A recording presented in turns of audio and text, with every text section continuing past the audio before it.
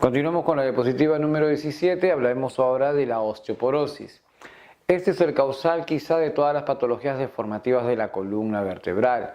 Como se puede apreciar en las imágenes, la zona medular o la zona central de las vértebras tienen trabeculaciones densas con una estructuración bastante compleja y bastante sólida respecto, por ejemplo, a una vértebra que tiene osteoporosis, la cual obviamente conlleva a tener desmineralización, ¿no?, de las zonas regenerativas de los huesos, la cual cuando el cuadro evoluciona termina generando una consecuencia nefasta en la vértebra conocida como colapso vertebral o fractura o aplastamiento vertebral. Entonces la osteoporosis es una condición en la que existen desequilibrios en la absorción del calcio por parte de los huesos.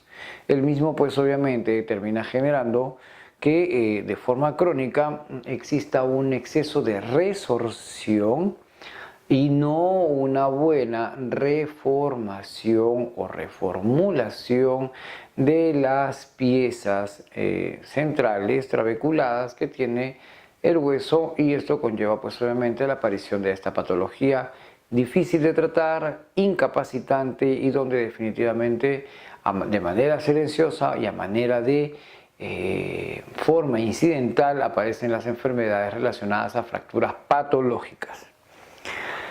Siguiente, volvamos otra vez al segmento que corresponde a las estructuras del tórax y hablemos ahora de la tráquea. Esta estructura es un tubo de cartílagos en forma de anillos, la cual se encuentra por delante del esófago y pues obviamente conlleva a tener ciertas medidas que debemos tomar en cuenta. Una de ellas, por ejemplo, el tener un tamaño aproximadamente entre 10 y 15 centímetros, con 2 a 2.5 centímetros de diámetro, que conllevan pues obviamente a tener una buena ventilación y un buen pasaje del flujo del aire, tanto en la inspiración como la exhalación. La tráquea posee un promedio de 20 a 22 cartílagos en forma de una herradura, que articulados a través de musculatura lisa, pues obviamente le confieren la propiedad tubular no plegable, que es característica de esta parte del segmento respiratorio.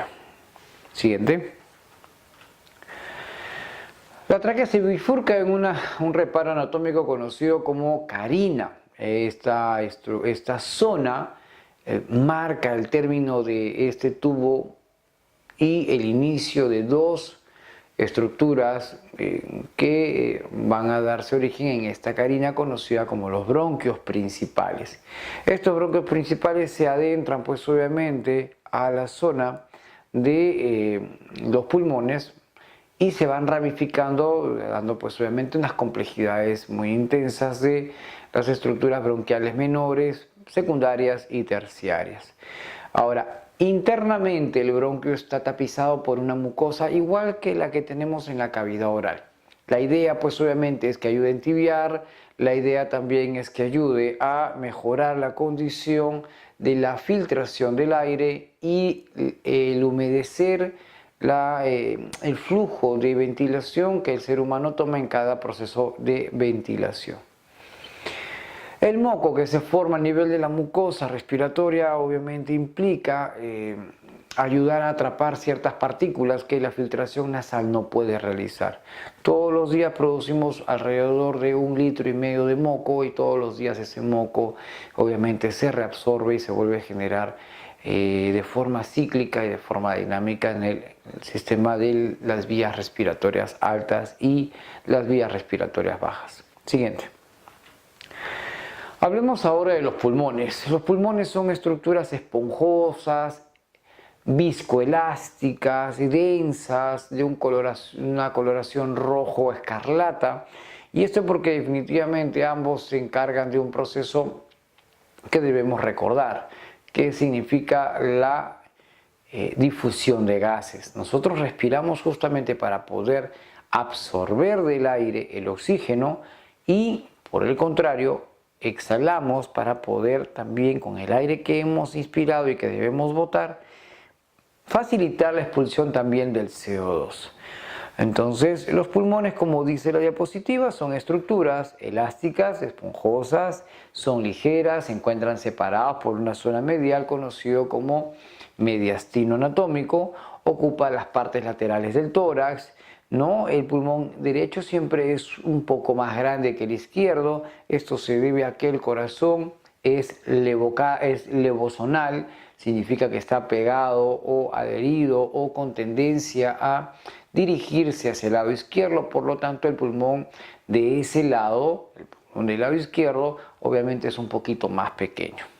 Siguiente. El pulmón derecho y el pulmón izquierdo se dividen por cisuras. Ambos obviamente están envueltos en una membrana de colágeno denso, una membrana hialina, conocido como pleura. La pleura, pues obviamente, la propiedad de tener esa forma piramidal a cada pulmón le genera también una especie de agente protector contra el rozamiento, contra las paredes del tórax, y pues obviamente también acentúan una serie de enfermedades ahí como el derrame pleural, por tuberculosis, el derrame pleural, por cáncer, el derrame pleural, por una patología a nivel hepática, ¿no? Como por ejemplo la cirrosis. Y en fin, existen una serie de otras circunstancias que debemos también tomar en cuenta en el momento, pues obviamente hacer la revisión de esta membrana hialina que envuelve los pulmones. Ahora, en cada pulmón, en cada lóbulo, en el lóbulo pulmonar izquierdo y derecho, existen cisuras que pues obviamente generan divisiones. En el lado del pulmón derecho vamos a encontrar 3 lóbulos, superior, medio, inferior, y en el lado izquierdo vamos a encontrar simplemente 2, el lóbulo superior y el lóbulo inferior. Siguiente. Aquí nosotros podemos apreciar un pequeño detalle justamente del pulmón izquierdo, con sus 2 segmentos, uno superior y uno inferior, divididos pues obviamente por una cisura intermedia longitudinal y también oblicua, ¿no? El asunto pues obviamente de este suerte de membrana que genera intrincados en el tejido parenquimatoso del pulmón es poder zonificar obviamente la funcionalidad del mismo. Si no existieran estas circunstancias, los pulmones serían fácilmente traumatizados debido a una inspiración muy forzada. Entonces viene a ser como una especie de continente y como una membrana de reforzamiento de la forma de los pulmones, la pleura. Siguiente. Aquí nosotros podemos apreciar justamente la imagen de esta membrana. Los pulmones están envueltos justamente por 2 tipos de sistema pleural. Una pleura visceral que se adhiere íntimamente y de forma muy directa con el tejido pulmonar, y también la pleura parietal, la cual se adosa sobre la cavidad torácica. Es como una especie de forro interno que tiene la cavidad torácica, y eso a veces pues obviamente en el momento de la respiración los pulmones no entren en roce con la jaula y más bien sean las pleuras las que permitan pues obviamente un adecuado sistema de lubricación sin generar daño o trauma visceral.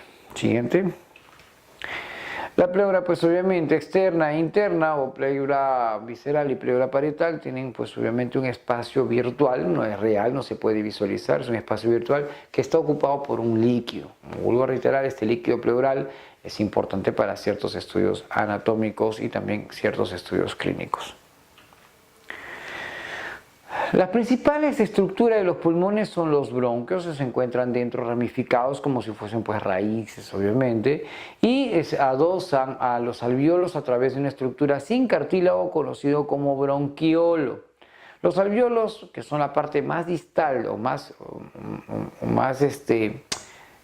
compleja obviamente del parénquima pulmonar, está envuelto pues obviamente por una serie de sáculos que de manera de distribución uniforme permite una buena interacción entre el ingreso de aire y la salida de aire, con consecuente ingreso de oxígeno y salida de CO2. Siguiente. Los bronquios, como reitero, son estructuras tubulares, tienen cartílago, ¿no? O sea, aparecen después de la tráquea a nivel de la bifurcación conocida como carina. Está revestido pues obviamente de epitelio mucoso, capaz de absorber y de poder adherir a sus paredes. a través de ese moco formado algunas partículas y gérmenes que pudieran causar enfermedades y desestabilización en el ser humano, ¿no? Siguiente. El bronquio derecho es más corto, es exactamente claro, el bronquio derecho es más largo, más oblicuo, no son simétricos los bronquios, el derecho tiene una cierta verticalidad, entonces eso justamente confiere ciertas particularidades que hemos mencionado, porque no es a propósito que tengan este tipo de patrón, es la presencia del corazón el que hace pues obviamente que las estructuras bronquiales generen una interrupción, obviamente, dentro del funcionamiento de la contracción muscular del corazón. Siguiente.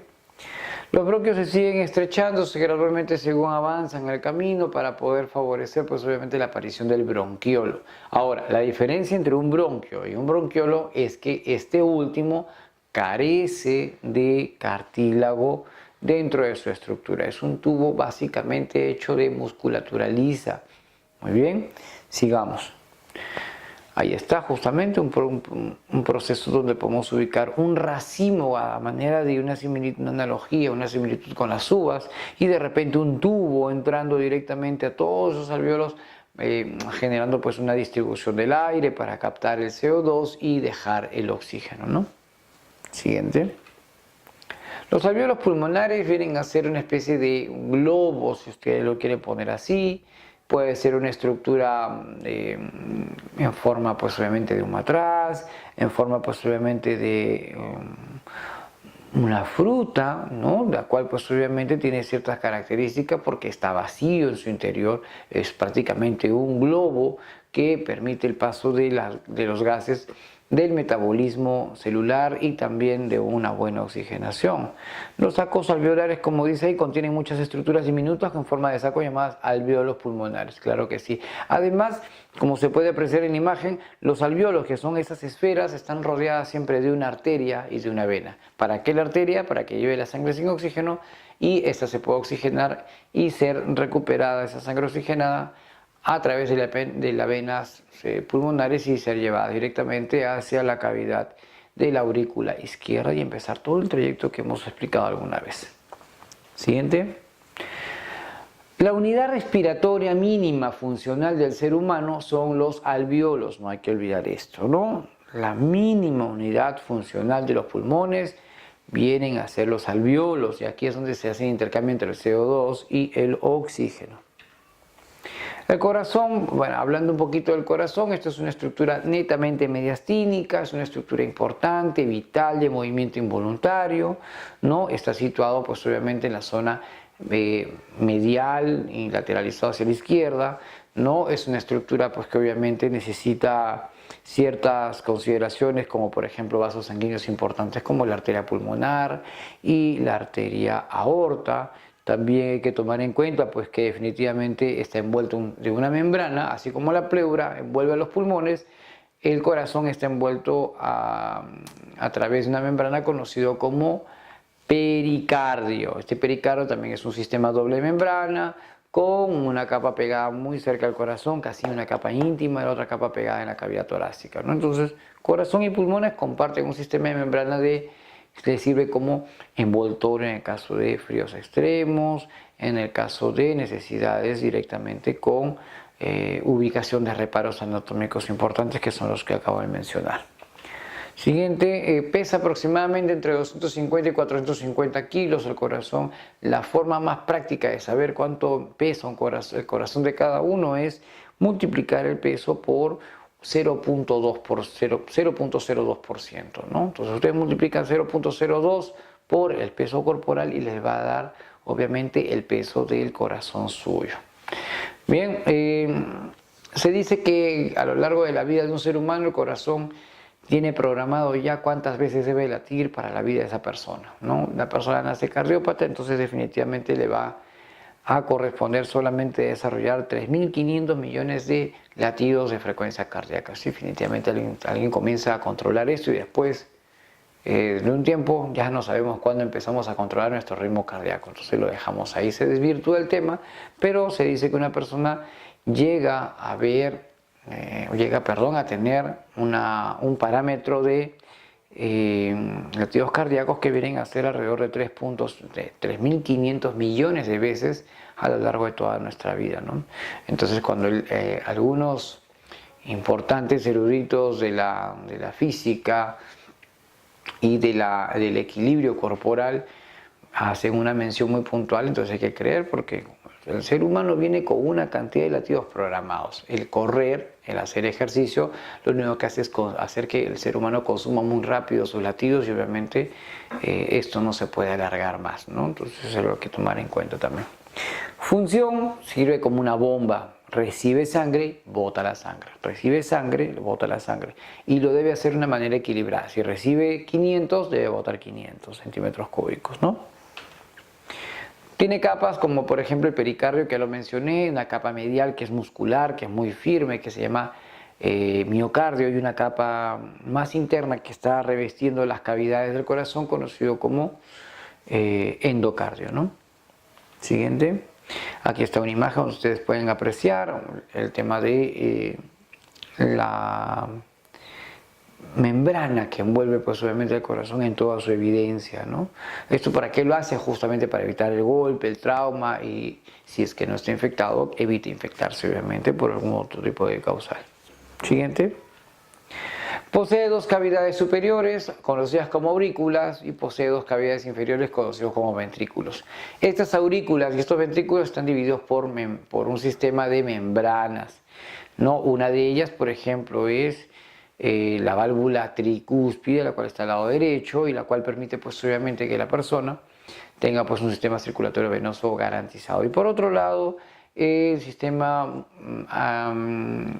del lado izquierdo, que es oxigenado, donde pues la sangre llega oxigenada hacia la aurícula izquierda, baja al ventrículo izquierdo atravesando una membrana o una especie de válvula conocido con el nombre de válvula mitral. ¿Listo? Muy bien. Aquí podemos apreciar el tema de las válvulas, como es que aparte de la válvula mitral al lado izquierdo, la válvula tricuspidia o tricúspide al lado derecho, existen dos válvulas pequeñas como la válvula de la arteria pulmonar y la válvula de la arteria aorta, ambas obviamente completamente inocuas, y que definitivamente lo único que hacen es preservar los volúmenes de sangre que debe pasar de un aurículo a un ventrículo, y de un solo mecanismo conocido como sistema unidireccional. No existe en el corazón un sistema donde la sangre pueda retroceder de donde vino. Siguiente. Aquí está justamente la mención: la válvula tricúspide entre la aurícula derecha y el ventrículo derecho, la válvula mitral entre la aurícula izquierda y el ventrículo izquierdo, la válvula tricuspidia y la válvula tricuspidia y la válvula aórtica permiten justamente algunos controles puntuales acerca de los latidos y también la cantidad de volumen que también tiene que eyectarse de una cámara a otra. Bien, estimado estudiante, hemos llegado al final de la clase de anatomía del sistema torácico y sistema osteomuscular. Mi nombre es Proneira, acompáñame al desarrollo de la tercera sesión.